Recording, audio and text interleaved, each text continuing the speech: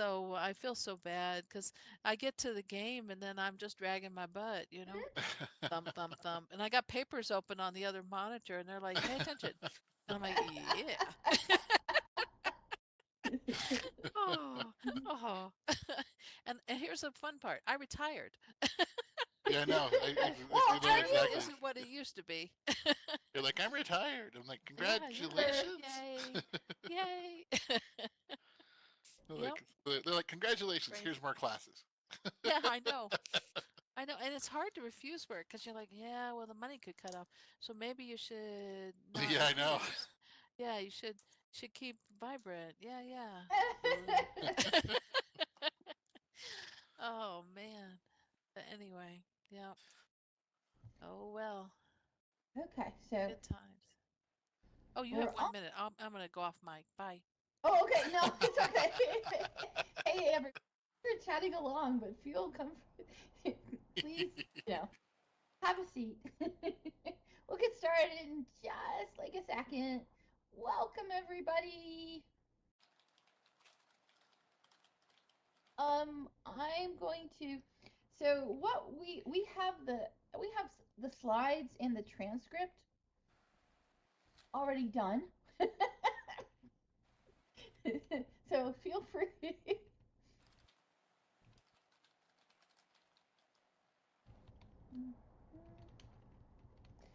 So feel free to follow along, and we'll also post these in chat.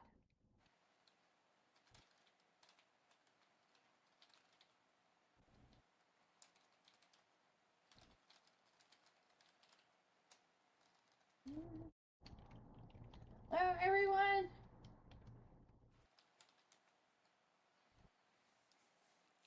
Hello.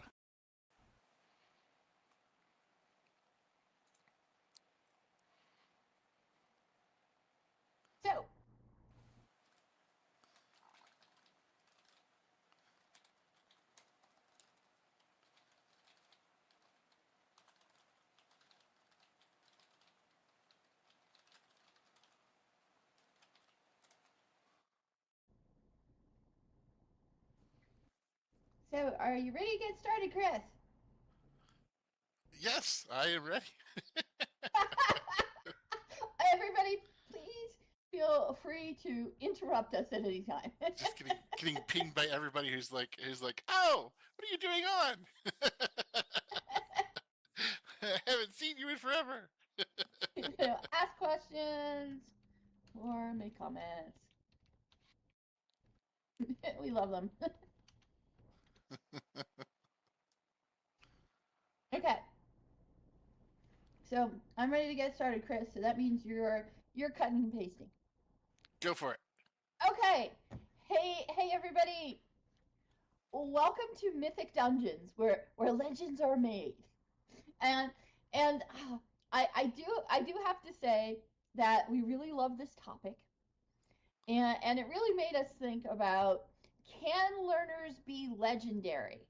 And by legendary, we really think that in games and virtual worlds, we can do what is not possible in real life. So for us, when we were looking at this topic for the conference, we were really thinking about Csikszentmihalyi's flow and Vygotsky's zone of proximal development from social constructivist theory, and how they combine in ways in virtual worlds and games that do not happen in real life. So I'm going to ask a question here real quickly. Who's everyone's favorite learning theorist? Okay, so Faust said Csikszentmihalyi. Do people have a favorite?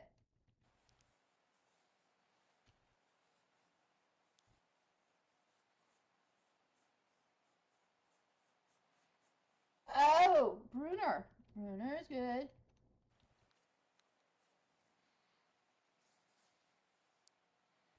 If a shell.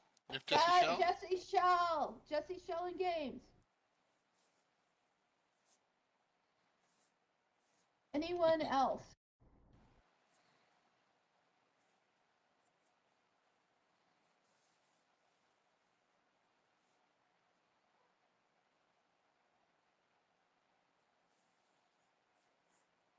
Yeah, Vygotsky.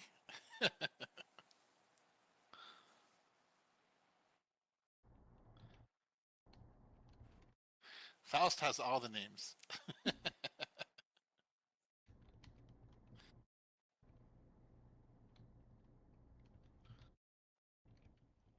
And I'm going to say, I have a character in World of Warcraft named Vygotsky. He's a warlock.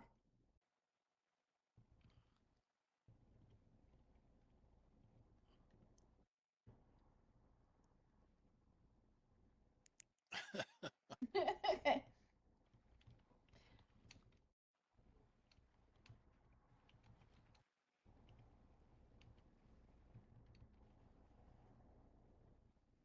Okay, I'm bringing them up because they are part of our origin story.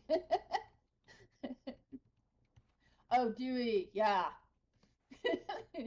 and and and for us, especially me and Chris, the research we're doing, you know, it's it's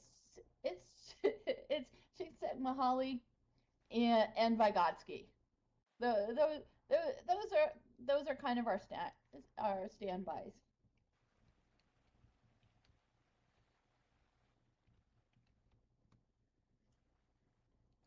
So we we could not believe how well the research we were doing currently aligned itself with the mythic origins themes. It's like someone knew the research we were doing. And I do want to tell you, as we were writing this proposal, we were also listening to a League of Legends songs. Feel free to listen to it. I listen to it once, at least once a day. It's called Legends. Legends Never Die. We know that it's from another video game, but it really seemed to fit us.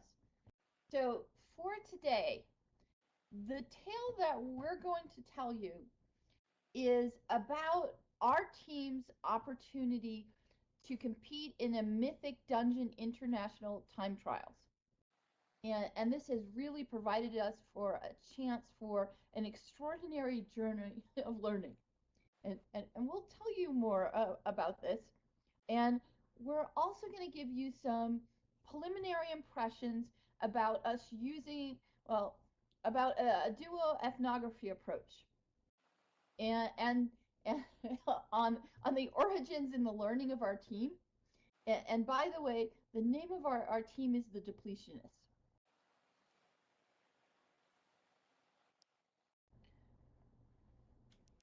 So to go ahead and formally introduce ourselves. I'm Kay Novak, and I'm an assistant director of of learning design, online learning at a community college in Colorado. Currently, I am in a doctoral program at the University of Colorado, and my studies aren't game design, but that hasn't stopped me from bringing in games, virtual worlds, and the metaverse into the research I'm doing. I'm actually doing my research on critical studies and learning design, which is one of the reasons we're bringing in a duoethnography approach.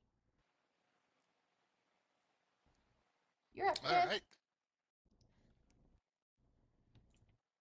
So my name is Abacus Capalini. I'm Chris Luchs. I am a Dean of Instruction at a college in the Colorado Community College system. And I'm also a doctoral student at Old Dominion University. I teach business, accounting, multimedia graphic design. I've done it for almost 2 decades now. Wow, it's been a long time. I've been a gamer all my life, and there's time for self-reflection, apparently. Along with Kay and a group of other educators, some of you are here as well.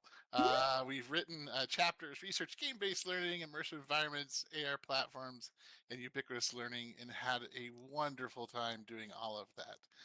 So definitely a wonderful place to do it. The team we formed and ran with, as Kay mentioned, is called the Depletionists, and we'll get into a little bit of why we chose that name in a little bit.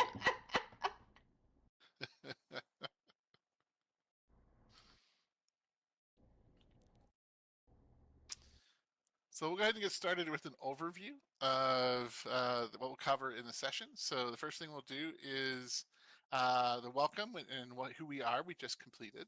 We'll do a brief intro to esports. Then Kay will talk about why we think this fits into the Mythic Origins topic. Then I will talk about what exactly the Mythic Dungeon or MDI is. Then Kay will talk about the Duoethnography. We'll talk about the learning environment. We'll talk about some initial observations. We'll talk about successful learning strategies that were sussed out. And then, of course, everyone's favorite one is for the banner.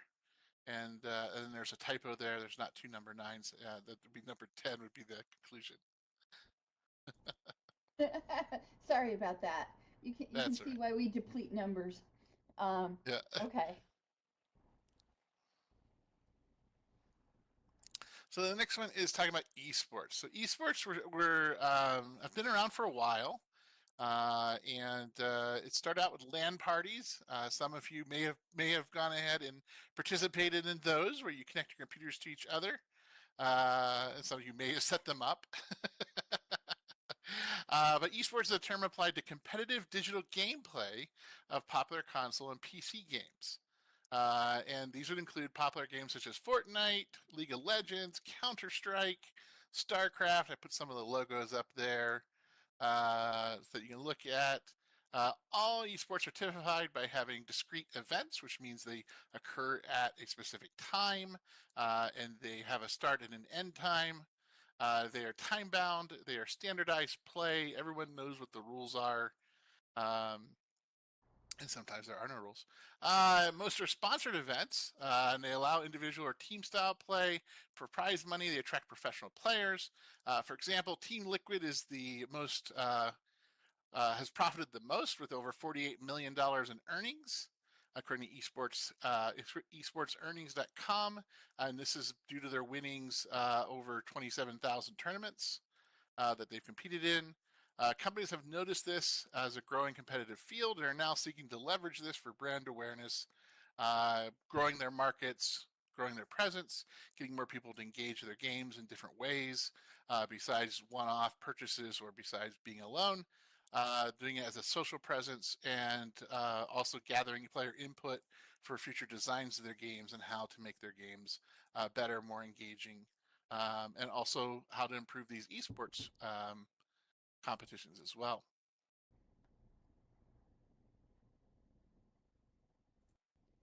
So now this is why we think Mythic Origins really what we're talking about really fits Mythic Origins. Now, we think our research fits this, especially if you look at Joseph Campbell's The Power of Myth. And just to answer real quickly, I'm going to ask you a question. Just answer. You can answer with Y or N or make any kind of comment. How many of you have either read the book or seen the PBS series where Bill Moyers interviews Joseph Campbell? Lear says yes. Anybody else? Okay, Faust, yes. Bombadil, no. Yes, Ice Guy says yes. Okay. I was gonna make the suggestion if you haven't already listened to it or read it, I would suggest you would. The book The Power of Myth is actually the transcripts from the interview. But I really like the audio format where you hear both of them talking. Um and it's good whether you're commuting or exercising or even grinding in a video game. And I'm going to ask this right now here too. Is there anybody who can define what I mean by grinding in a video game? It has very different meaning in a video game than it does other places. Anybody willing to define it?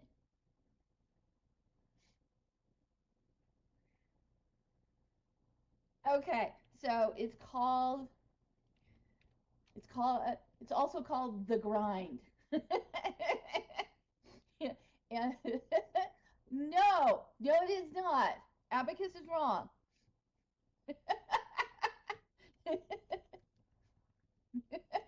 This is wrong, okay? Also, Katie is correct.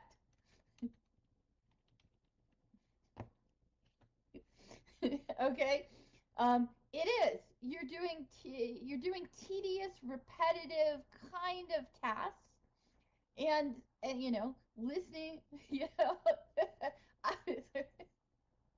Thunder, working hard at it. That is a very optimistic and positive way to think about the grind. I don't think I'm quite as optimistic. Yeah, nose to the grindstone. Yeah, that's closer to it. So I would suggest, if you haven't already, see if it's not something bad to listen to when you're doing the grind. Okay, so to go further about our origin stories, for this research, our team, the Depletionists, the group of 5 players,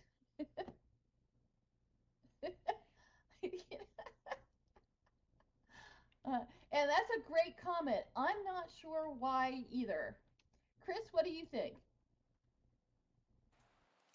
Part of that is hard fun aspect. I think the other thing about it is that it's a way to keep subscriptions flowing. It's the way to keep the spice flowing, if you will.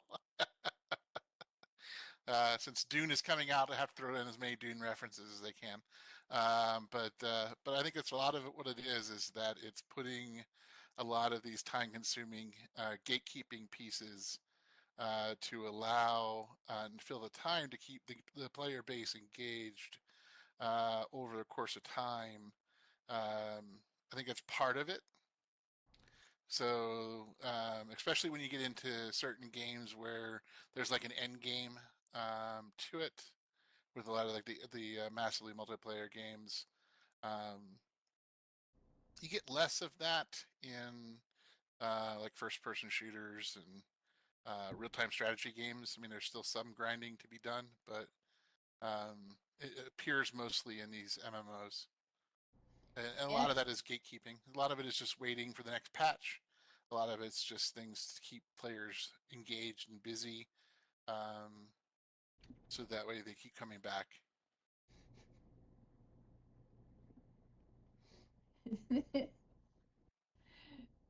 Yeah. So, and the friends you make along the way. yeah. Sky. So we called ourselves the Depletionists. Okay, and the reason why we called ourselves the Depletionists is because we're humble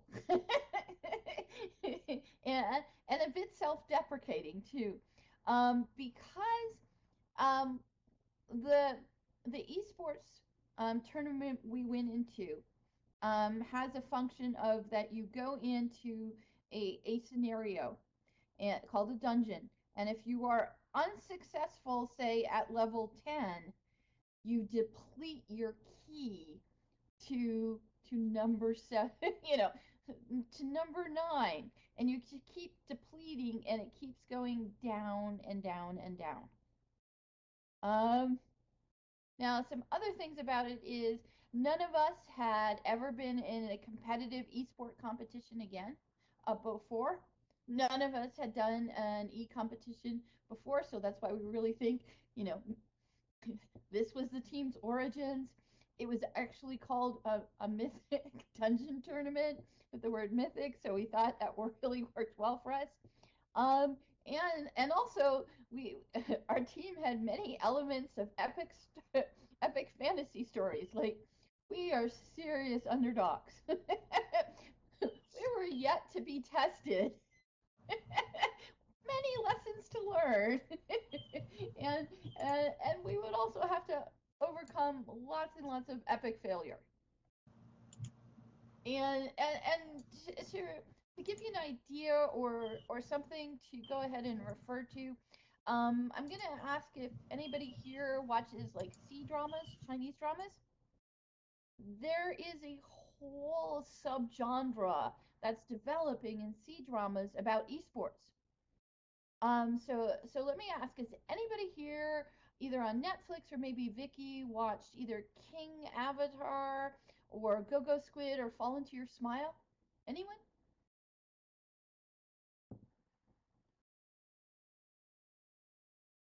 No, not yet. Okay. Like I said, unless you speak Chinese, you'll be reading the subtitles. But it's interesting. Another little less. and and I'm not saying that these are the best shows ever, but they are doing a decent job of depicting some of the things about esports, especially with King Avatar, which has no pesky romance to it. That makes you watch episodes that you don't want to. Yeah, and if you wanted to see a bit about our mythic origins, you could of the Depletionists, you could get an idea kind of from one of these shows. so sometimes romance gets in the way. That's the only thing I have to say about romance. So I'll turn it over to Untidy. Yeah, it's just for me in a lot of the romance in a lot of the shows make people do things that I'm just like, this needs to be rewritten. Okay, so I'm like, show more gameplay. yeah, seriously, more gameplay, more gameplay. Okay, so Chris, you go ahead and explain what Mythic Dungeons is. All right, so we'll get into what is the Mythic Dungeon International. So, first of all, it is set in the setting of World of Warcraft. This is Dragonflight Season 3, which is the most current retail version of World of Warcraft. And if you would log in today, you would be in that version. And so there were 3 stages of it. There is a time trial, which is what we competed in, and that is open to everyone in the world who wants to go in there. You have to have a paid World of Warcraft account, and is not. You can also you're not allowed to be in bad avatar jail. So you have to have no display action. Teams of 5 to be registered. Yeah, you have to be good digital citizens Yes. to be able to progress. There were over 1,900 teams that were competed in attempted keys during it. And when I say keys moving forward, I mean dungeons. So that's how you activate a dungeon inside the game. You get a key that you put into a little keystone, and it lets you start the dungeon. And then you move into the group stage. So it's top 16 teams out of the time trial flow into the group stage in 2 sets of 8. And then the top 4 from each of those 2 group stages. So the top 8 teams go into the group finals. And the last 2 stages are where people get paid. It's where you get money for your competition if you get into those slots that are there. And so next up is you would receive an email. So everyone who participated got an email when you registered. This is an email because you had to register your battle tag and your Discord ID, so they had to know that you are a real person. And you got attacked. You got attacked. You got sent this email that gave you instructions on where to go, how to set up your characters, what the rules and restrictions were, and all the other pieces that were there. And you got into a separate tournament realm. And so what happened is when you logged into the game, you got an extra little tournament down there at the bottom. You got an extra server that you were able to get onto. So typically you only have a server based on what region you're in. So like the US, Oceania, Brazil, you can see there at the bottom. And then they added a tournament realm. And so you pick which tournament you're on. This is a global setting, so you picked the appropriate realm. And then once you got in, you are able to create max level characters where you go ahead and have access to get all the gear that you want.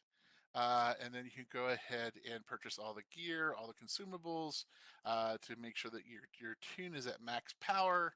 And then you can go ahead and craft any particular need that you want.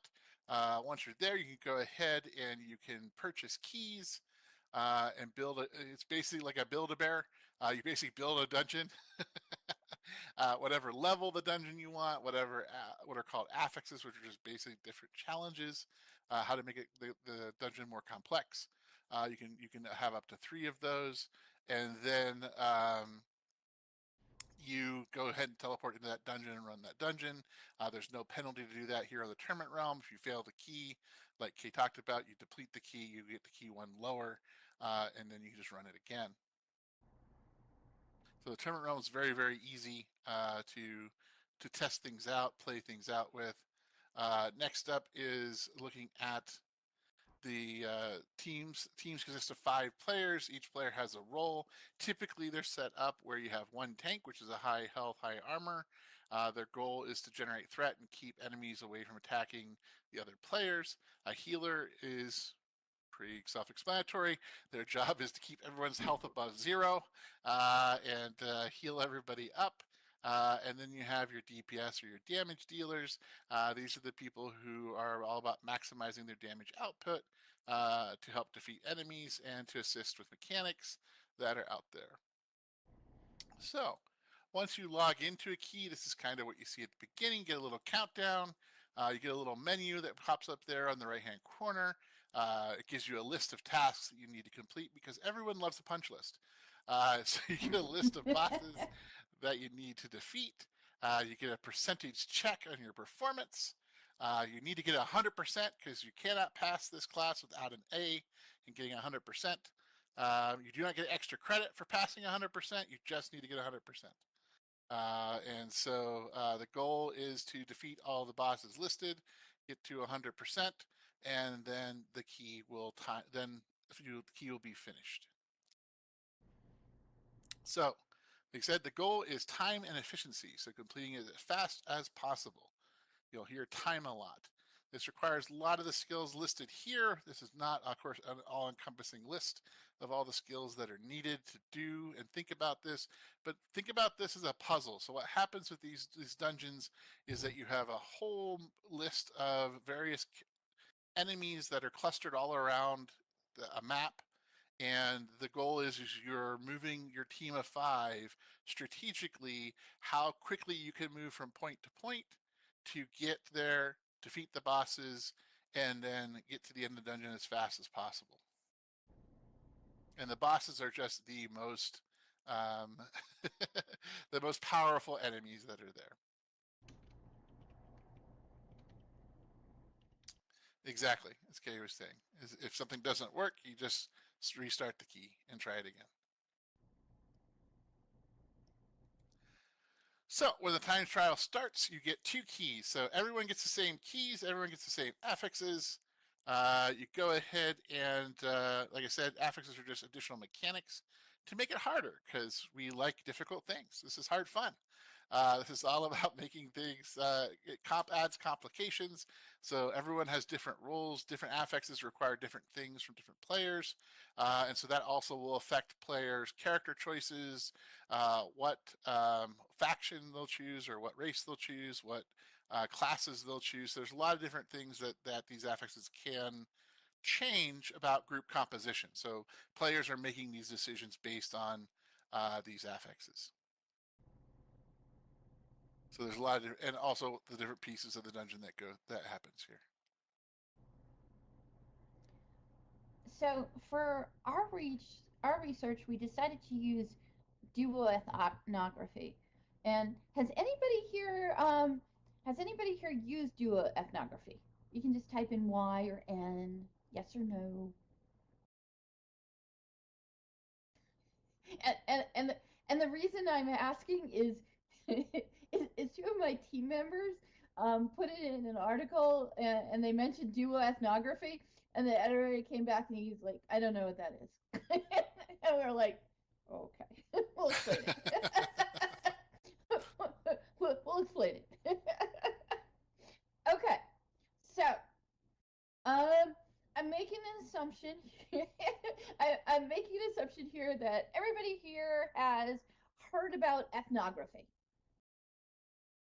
Now, ethnography comes out of cultural anthropology, and it's when you go into a community and you observe and you write things down and you immerse yourself in the culture. You've probably heard of ethnographies and digital ethnographies. They've been done in virtual worlds. And in fact, one of the keynote speakers recently was that. They ethnographies have also been done in World of Warcraft. For example, Bonnie Nardi did one in World of Warcraft. And Mackie, yeah, people do that in the physical world like all the time. So just think about we're moving to digital, but with now duoethnography. For me, it was in the military. Oh wow. Okay, yes. For duoethnography is actually based off autoethnography. And autoethnography is the reflection of an individual researcher's own experience in a cultural context. So you're talking more about how you are feeling rather than, hey, I'm looking outwardly at everyone else. It's more about telling your context of it. Now, duoethnography is when the reflection happens not just with one person, but two or more people, and they react to each other, and it's a lot of transcript work, and it's a lot of discussion of what they've lived or gone through. Now, the next thing, and the other thing about it is, and Crystal just put this in chat, for what you won't hear researchers who do ethnography say anything like, let's be objective about that. No, duoethnography is not objective. It's reflective. And we decided to do this. We thought that this would end up really working for us. That since we were none of us had ever been in an esports tournament before. We're all educators.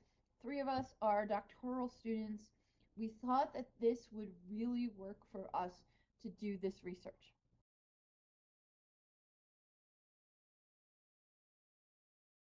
And the thing about it is, luckily, we had one piece. We did a lit review, and we had one piece of research that helped make the bridge.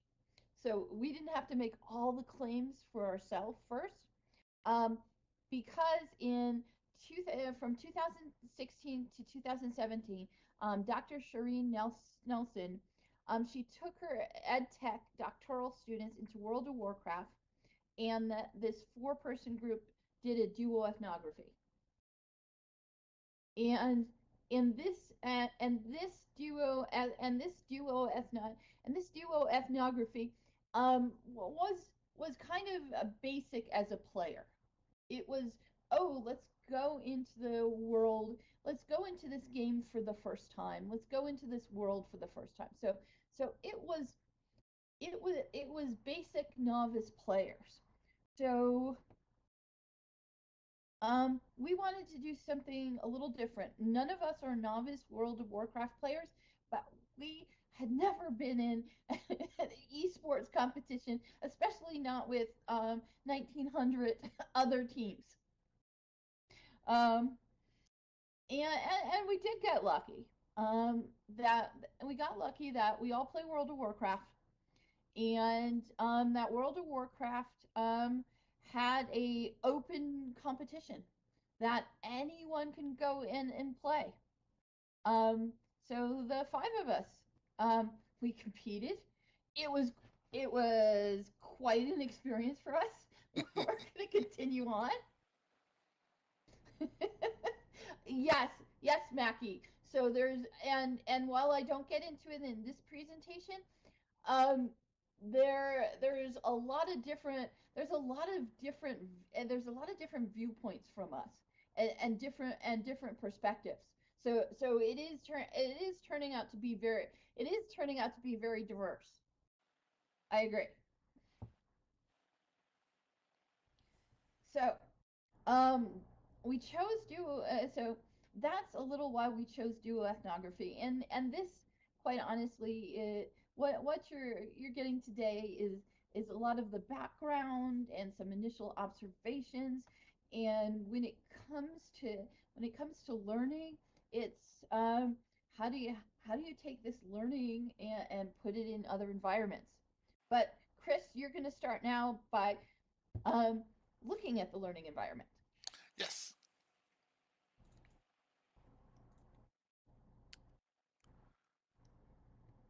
So for each team, when we look at the learning environment, we have a unique tableau, which is the massively multiplayer game World of Warcraft, and it's the Mythic Dungeon structure that we talked about earlier.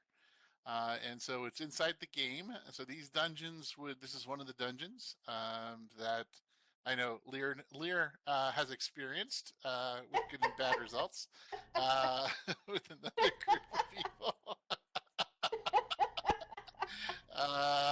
And this is affectionately known as Dodie, Mirazon's Rise, Dawn of the Infinite. So this area here is an interesting area. So all of the sand area does damage. You kill as you defeat enemies. You clear spaces from there, and so all the players would be familiar with this because they would be playing the retail side of the game. So this is not a new phase for most players. Now, I'm not going to say all players. I'm going to say most players would have played this. Kay may expand on this a little bit later. Yeah, I'll expand right now, especially since we got the think about the diverse. Okay, I was the weakest link in the group because I had not run this dungeon before. And so we definitely had diverse opinions with people who on the retail side had run this over and over and over again. And as Chris is saying, some of our members, like Chris was saying, like he and also Lear, did not have pleasant experiences in this. and then we had some people who were pretty good at it. So we have lots of different ones. So most players are going to be familiar with this interface and how to use it and how to manage and navigate it, have a very consistent approach to the dungeon and how it works. So there's that piece. Then for the time trial, each group, each team received the same two keys. So there's no variation there. Everyone got the same two keys. They started at 17, and then they went up to a maximum level of 23.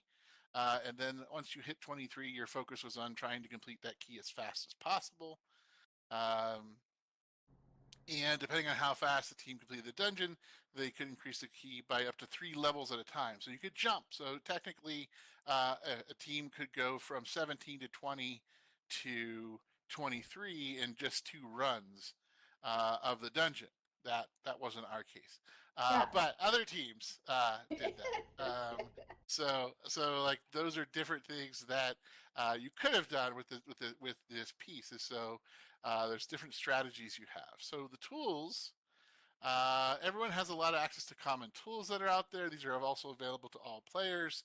And so none of these are necessarily unique to individual teams per se, because everyone has access to these base level tools. So first one is screencasting or shoutcasters. These are people who can, these are folks that are broadcasting and live streaming their runs. A lot of people were doing that during the time trials, and they were going ahead and showing like the routes they're taking and different things like that, their prep and what they're doing, and things and of that nature.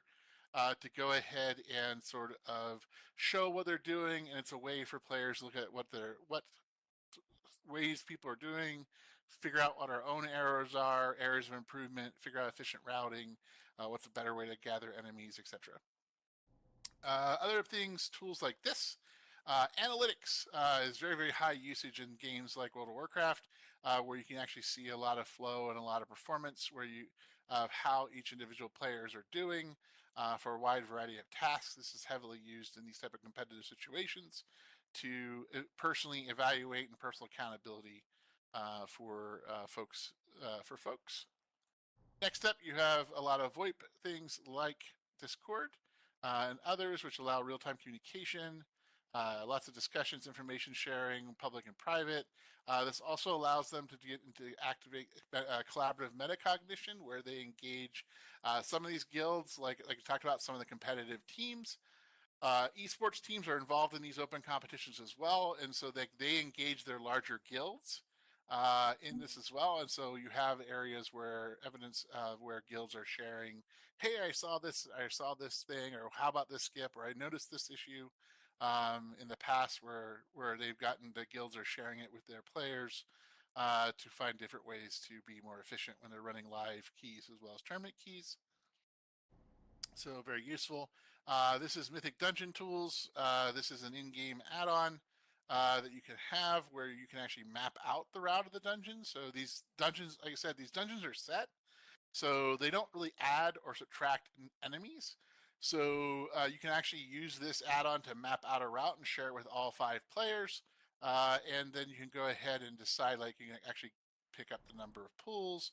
You can actually look at how many ads you have, how many enemies do you need to do to get to your 100%, and how you can go ahead and do all of those pieces.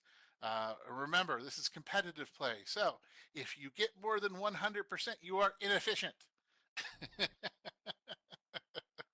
And an added catch on the competitive play also is, once you get into that stage 2 group play and the global finals, if you did not get to 100% by the time you kill the final boss, you actually will lose that match, because they don't allow you to go back and get extra percentage.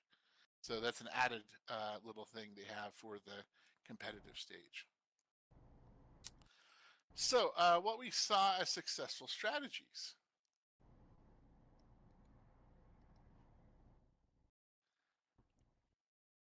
Well, the first one, I don't know if it's a successful strategy, but we saw a lot of it. And that was a just too happy to be here. We were just too happy to be there. We were. Okay. So we said 50%, but it's probably greater. It's probably more like 80% of the teams were just too happy to be here. I mean, some were really, really trying to get there, but I think probably the top 100 teams are probably the folks that were really, really trying to get to the top 16. But I think that the other teams are just, we're there for the banner. We're there to try it out. There's a lot of folks that were very, very happy to be there. A lot of people practiced on live key dungeons prior to the tournament realm. So live keys are different than tournament keys. So live keys, and all I mean by live keys is that these are just keys you run as part of the normal game. Yes, Leroy yes, Jenkins. exactly. Yep, they just grabbed their chicken and just ran those dungeons. That's what they did.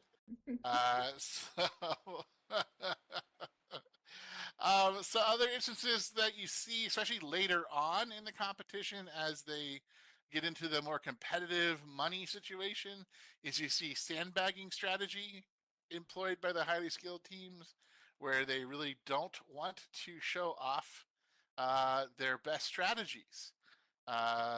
So what they do is they purposely, like that's how you know you're good, whenever you're still in the top 16, top 8 team, and you're not using your most efficient strategy. You're saving that for, like the finals. Crowdsourcing was used by a lot. Sorry, I skipped over that one. And that's really just sort of like we talked about with the metacognition, where you're going ahead and you're talking to your folks that are outside of the 5 member team, and they're sharing that information and trying to figure out skips. All skips are they're just ways to exactly what they sound like. How do you skip past enemies that you don't want to, that are either difficult or they're inefficient? So in other words, it takes a long time to defeat them, and they don't give you a lot of percentage by defeating them. So you avoid them. You try to run around them.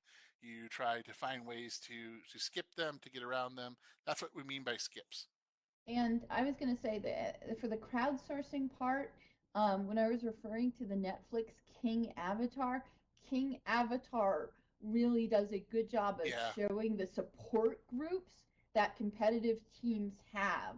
That there are all these other players who are not playing professionally who are helping them in a myriad of different ways. And then probably the last couple pieces I saw that we observed were like a common strategy was to the higher performing teams tend to focus on one key in particular. So they would focus on one key and try to get that key as high as possible during an individual session, and then the next session they would switch over to the other key and do that. Whereas lower performing teams seem to just be like, okay, we finally timed one. Well, let's go do the other one. Yes. Hurrah! Huzzah! Let's go! So, and then the other thing that was pretty common is there is always a flex capability where basically you had folks, especially on the DPS side, and even on the heal. Actually, they should say that tanks, healers, and the DPS were all cross training on multiple classes and roles that fulfilled those particular roles. And the reason why they did that was to try to figure out what is the most optimal team combination to be able to do what they needed to do. And I'll talk a little bit about that in a little bit later. Okay. There are some interesting combinations, especially this MDI, that we hadn't seen before in previous content. and we don't have a lot of time, so when we say about talking, we'll talk fast. Yes, we will. So what I wanted to say is 1.5 speed. Yeah, and so I'm just gonna because we wanted you to see what some like initial observations were. So I'll just talk about myself. For me, imposter syndrome. Okay. We'll talk about this more when the research comes out. And while for the text it only says imposter syndrome, for me, I will tell you all 5 of us on the team had imposter syndrome. We all felt like, oh my God, this is a competitive esports competition. What are we doing here? Should we be here? Oh my God. And we did find out, and Crystal mentioned it just a little bit, is, if you don't complete the key, if you don't complete a key, you don't get anything for it. And I'm happy to say we completed keys. We even advanced in keys. But when I went in, I initially thought, well, you start at whatever number you want to. Oh, no. They give you a number, and they're like basically, you get nothing unless you can complete this key. And we're like, oh, okay. So, really quickly for the Duoethnography. A lot of what came out for me was similar to what you see in this book from 2011 with Jane McGonigal. Urgent optimism, extreme motivation, trust, a lot of trust in the team, even though we didn't know each other well, and awe-inspiring mission. So we had a lot of wipes and epic fails, but we ended up feeling pretty good. So Chris, you gotta go really fast for the rest of it. So take it away. All right, so our team earned a banner. Yay! Yes, we tied keys. We placed 381st of the out of 1,900 teams. As we reflected, we definitely see there's a learning curve we can improve. Some interesting takeaways that we had were the following. The best results, teams incorporated unique strategies they developed as well as monitoring other team strategies. So you saw a lot of people swapping, and they had the possibility to be able to swap on the move and look and see what was going on. Most teams use similar group compositions. In this case, it was a Demon Hunter tank, a Resto Druid, and then DPS roles were a Mage, a Shadow Priest, and a Warlock.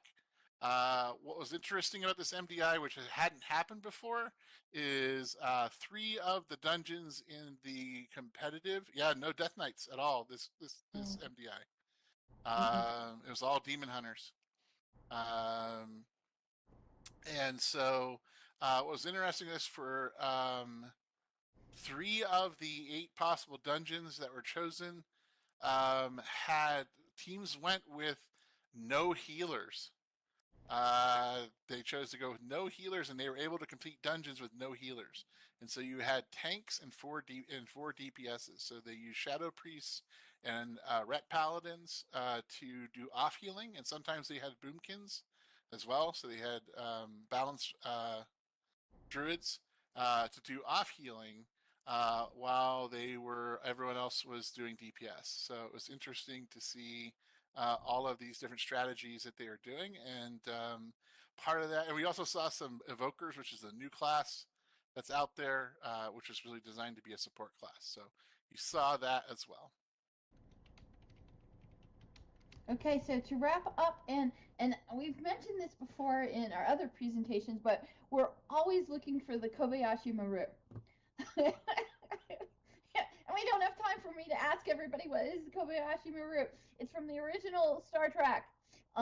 It's how Kirk, in quotations, cheated to beat the simulation. Yeah, Lear, it's the no-win scenario. So what? Yes, thank you, Lear. Rewriting and reprogramming it. He went in and he fixed it, changed it, changed the conditions. So this is the start of our. Yeah, thank you. So this is the start of our Mythic team and hopefully our Mythic research. We'll continue to look for Kobayashi Maru. And how each sports will continue to show how learners change it. And we're really looking for, this kind of creative destruction. Any Leroy Jenkins moments? Oh, yeah. Oh, yes, lots. Especially like whenever we were initially forming, like how many ads to pull at the same, how many enemies to pull at the same time. Yep.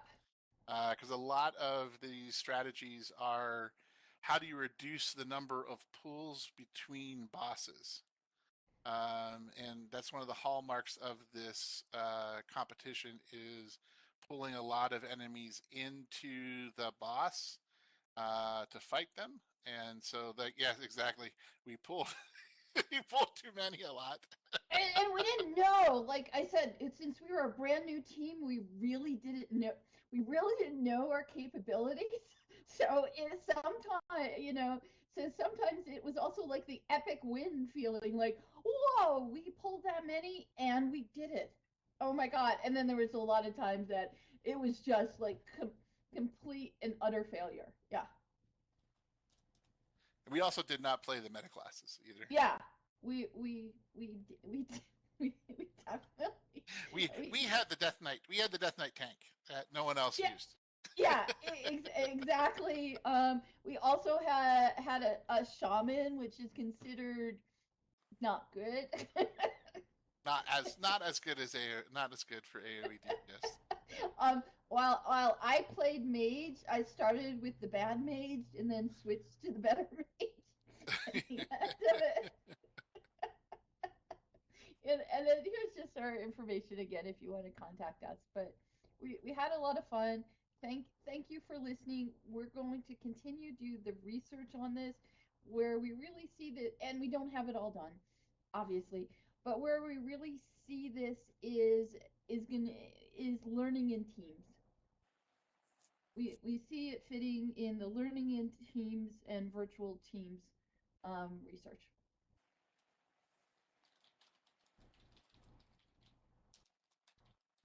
Oh yeah, fun and also the frightening feeling you get when you know you're gonna wipe.